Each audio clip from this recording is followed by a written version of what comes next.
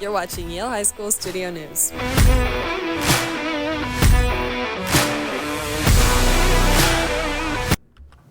Good morning, everyone. I'm Will Spain. And I'm Riley Winters. Thanks for joining us on this rainy Tuesday. Attention book club members. There will be a book club meeting on October 29th during Growth. Make sure you complete reading the Doc Porter by this date. Amelia Folks will be leading the discussion. The mock trial team will be meeting today from 3 p.m. to 4 p.m. to watch the live case reveal. For anyone not able to attend, Mrs. Satera will send a YouTube link out on the remind after 4 p.m. for you to watch on your own. This week, Mrs. Satera's class will be selling their muffins today during Growth instead of Thursday. Muffins are $2 each. Seniors are working on an essay in Mrs. Skilba's class. We talked with Dozer for more. So in English 4, we're doing argumentative essays. Mine's about the doe population and ways that we can get it down because it's too high right now.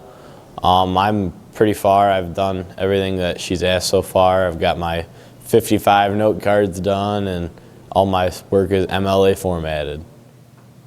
Last week, we worked on a special feature highlighting one of our students, Josh Creesh, and the organization he is a part of. Here's correspondent Ethan Austin with more. Hey Yale High, I'm sitting here with Josh Creesh today, and we're going to talk about his position on the St. Clair County Youth Council. Josh, to start us off, what exactly is this council? So the Youth Advisory Council, also well known pretty well as YAC, is a organization of students from all the St. Clair County schools. There's about roughly 1 to 2 kids from each school in our area. We all meet together and people send grant applications to us for things that they want to better in the community. So whether it's something regarding mental health or just making a positive lifestyle in school, those are things people can apply grants to us, and us students review them and we all get to meet. We are a branch of the Community Foundation in Port Huron, which is a nonprofit organization. So yeah, it's pretty cool to see, all of us come together and get to see those. Very cool. So how long have you been on this council? This will be my 3rd year, a part of the YAC Council. This is my 2nd year as an executive member. I am our president this year, and last year I was secretary, and my freshman year I was just a regular member. Interesting. So you've been on it for a decent amount of time. You said that there's 1 to 2 students, from roughly each school. Who else is on our school, if anybody? So yeah, myself, the president, and then Lauren Zink, also in our grade. She is our treasurer this year, and then Annika Hughes is also a member.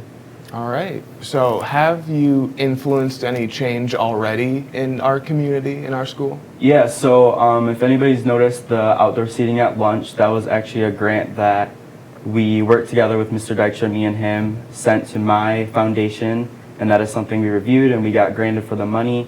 So now we have that outdoor seating option for lunches. That's pretty cool. And then there's other organizations throughout Port Huron. There's A Beautiful Me.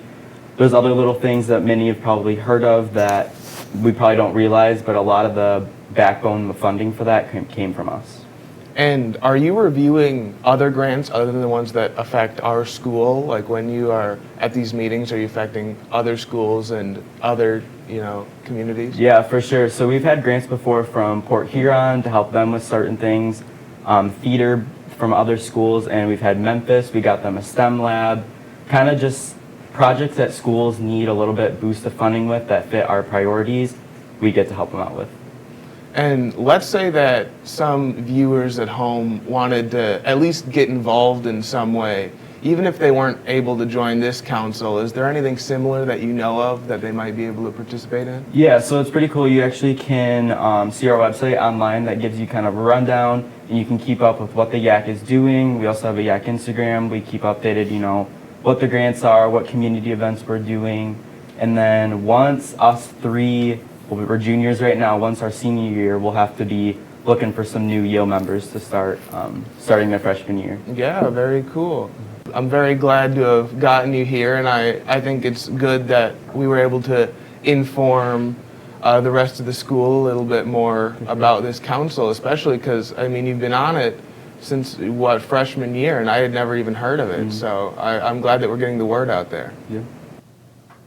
Following up with homecoming news, we talked to Leo Burris, who competed in the dance competition held at Homecoming Dance on Saturday. So last Saturday we had the homecoming dance, and I am the 2024 dance-off champion. I earned it by doing some groovy moves like this one, maybe a couple cherry pickers, but most of all, I earned it by doing 2 front flips that I didn't stick either, which is okay because I'm a fluid dancer. I'm always like that. So good recovery, and I'm back with a little bit of a sore tailbone and $50, so it's absolutely worth it. We also talked to freshman Pierce Moran about his experience. Oh, my first dance was pretty good. Hopefully next year the food is as good as it was this year. But yeah, it was pretty fun. Now let's head over to Ben for a look at today's weather. Thanks, Will. As you may have noticed, we have a slight bit of rain today already. That's because we have a chance of showers likely today, but it is mainly before 8 in the morning anyway. But it's still going to be mostly cloudy with a high near 48 and north winds around 5 to 15 miles per hour with gusts up to 26 miles per hour. And tonight we have a chance of showers before 2 in the morning with a low near 36, with it still being mostly cloudy. But tomorrow should be drying all that up in the morning with it being mostly sunny. Just a quick fact for you all, crickets can actually indicate temperature, if you didn't know that.